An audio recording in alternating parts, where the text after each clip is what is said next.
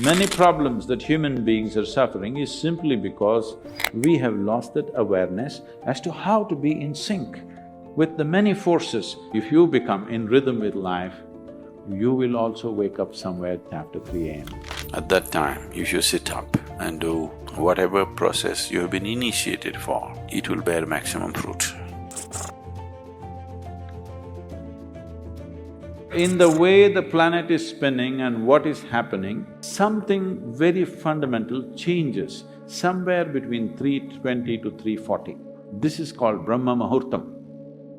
This is relevant only up to 33 degrees latitude. Your system, human system, functions in a certain way. It is a possibility.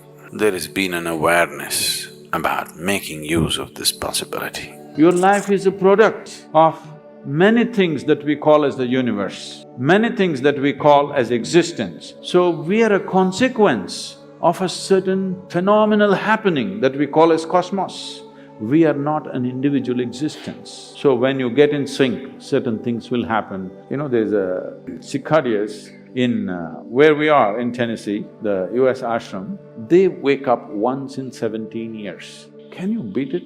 They know it is 17 years and they come awake and they breathe and they go back to sleep. They're keeping time once in 17 years, no alarm bell anywhere. Well, how is this? I'm saying they're in sync with nature.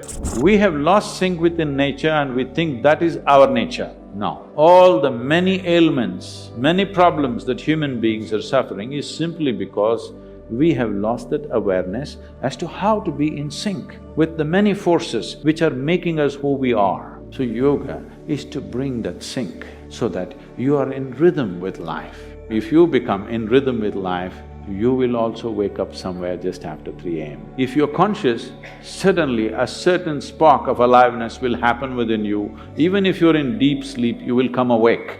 This must happen to you. This means you're falling in sync with it. You're falling in sync with life. So what should I do? Should I meditate? Should I do a kriya? Doesn't matter what. You must do a process for which you have been initiated for. Because initiation means you were not just taught a practice, it was introduced into your system, it was implanted in your system. So whatever, if there is a live seed within you, if you're awake at Brahma Muhurtam and sit for whatever that practice is, it bears maximum fruit because of the way the planet is behaving in relation to your system. If you become aware in a certain way, a certain level of awareness is achieved within you, you will simply know when the time is. If you go to bed at the right time, you don't have to look at your watch. You will always know when it is 3:40 because the body will behave in a different way. At that time, if you sit up and do whatever process you have been initiated for, not what you picked up from a book, it will bear maximum fruit. The seed will get the necessary support at that time for it to sprout. This is only for the initiated. If you're not initiated, you're a book yogi, then 3:40, 6:40, 7:40, not so much of a difference. Sandhya kalas are more important for such people.